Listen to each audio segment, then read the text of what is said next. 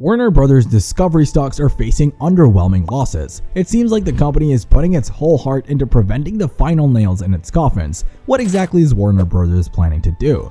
Although Dune 2 does well at the box office, Warner Brothers' frantic attempt to keep their iconic Hollywood firm afloat amid $44 billion in debt is what makes the film so successful.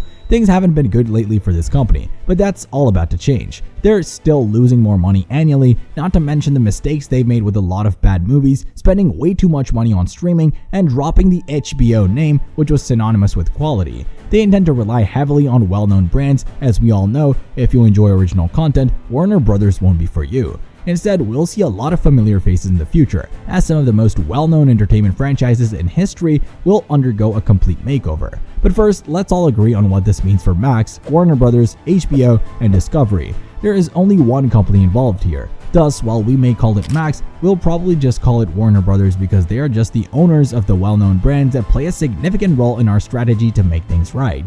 Additionally, this company struggled in 2023 and lost money, meaning that despite their decades-long existence and attempts to manipulate the numbers and live in a fantasy world, they actually lost much more than this and are still in debt. That may sound terrible, but they have a special plan in place for the content that will be released over the next 2 years, and most importantly, they have canceled a number of projects, so that era of DC is behind them. In the last few years, the public has become aware of several instances of toxic culture. One of the most significant incidents involved the exposure of former CEO of Warner Brothers Kevin Tsujihara, who had traded opportunities to actress Charlotte Kirk in exchange for sexual favors. In 2019, The Hollywood Reporter published an expose that exposed text exchanges that Kirk had with director-producer Brett Ratner, his partner at Rat Pack Entertainment James Packer, and Tsujihara regarding role negotiations and auditions. The messages also confirmed that Kirk and Tsujihara were having an affair. John Stankey, the CEO of Warner Media, made Tsujihara's exit known shortly after.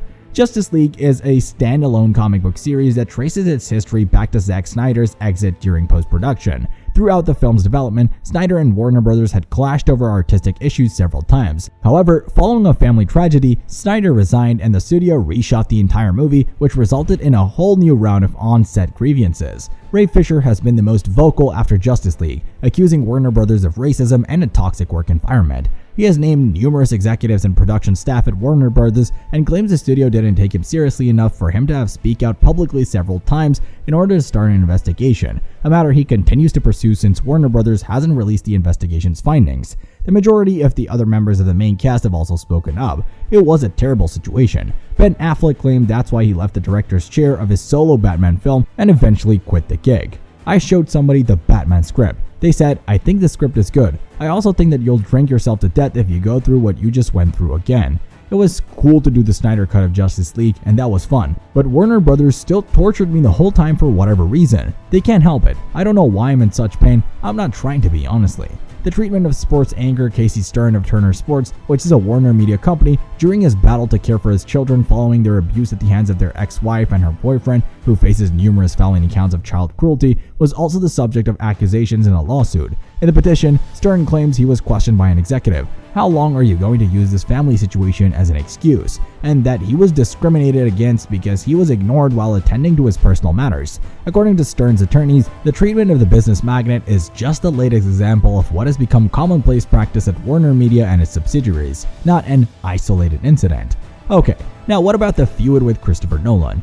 To the delight of Universal, the studio Christopher Nolan collaborated with for the first time on the production and distribution of his picture about the Manhattan Project and the creation of the first atomic bomb, Oppenheimer, the film directed by Nolan, sold out of theaters worldwide. After leaving his longtime partners at Warner Brothers due to an irreconcilable difference of opinion over the direction of the film industry after the premiere of his previous picture Tenet, Nolan joined on with Universal. For most of his career, Nolan chose to work with Warner Brothers to distribute his movies. The first picture in his arrangement was 2002's Insomnia, an Alaskan thriller in which Al Pacino pursues Robin Williams' murderous creator. Among these were critically beloved and financially lucrative titles like Inception, Dunkirk, and his Dark Knight trilogy, which grossed almost $5 billion for the studio in over nearly 2 decades. However, as Steven Soderbergh has now disclosed, it appears that Nolan would never have joined the firm in the first place if Warner Brothers had its way. Soderbergh had a lot of influence at Warner Brothers in 2001, having recently left Ocean's 11. That studio had the screenplay for Insomnia, and Nolan was eager to direct.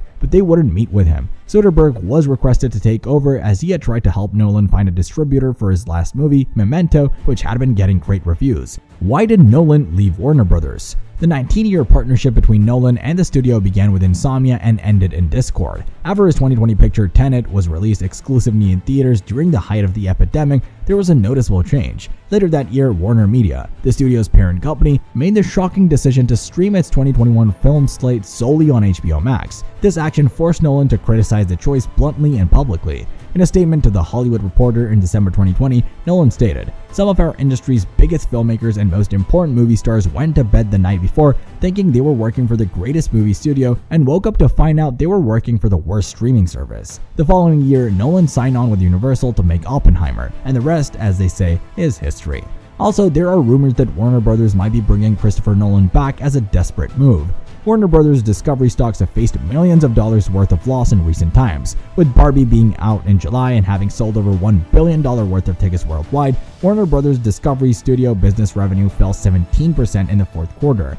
All of the company's hopes were placed on the March release of Dune, the sci-fi's epic second part starring Timothée Chalamet and Zendaya. The strikes in Hollywood caused the release to be postponed from November. The network's segment advertising fell by 12% to $1.95 billion, mostly due to the persistent decline in traditional television audiences and a less optimistic economic outlook. According to LSEG data, overall revenue for the fourth quarter of $10.28 billion fell short of analysts' average estimate of $10.35 billion. The company lost 16 cents per share after accounting for things, which was more than the projected loss of 7 cents. The recent talk of new industry mergers has been partly spurred by the fall of cable TV. In January, Reuters revealed, citing a source, that David Ellison, the CEO of Skydance Media, was considering a takeover offer for National Amusements, the parent company of Paramount Pictures. That came after a December Reuters story claiming that top Paramount executive Bob Bakish and CEO of Warner Brothers Discovery, David Zaslav, had met to explore a possible transaction. In an effort to attract younger viewers who aren't watching television, Warner Brothers Discovery said earlier this month that it will launch a sports streaming service this autumn in collaboration with Walt Disney and Fox. The streaming industry continued its successful show in the interim. At the end of the fourth quarter, the company had 97.7 million global clients, including 1.3 million subscribers acquired through the purchase of Blue TV. The streaming service sector posted a $103 million